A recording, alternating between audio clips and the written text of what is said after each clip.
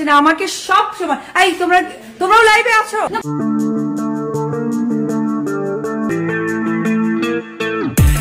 হঠাৎ করে রেগে গেলেন অপু বিশ্বাস। শুটিং এর সময় কেন হঠাৎ করে রেগে গেলেন অপু বিশ্বাস? তখন চলছিল লাইভ। আমাকে সব সময় এই তোমরাও লাইভে আছো।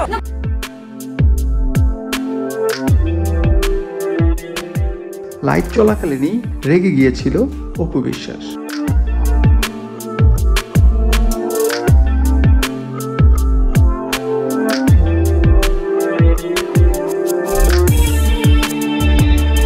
ভালোবাসা দিবসে রিলিজ হচ্ছে আমাদের ট্র্যাক।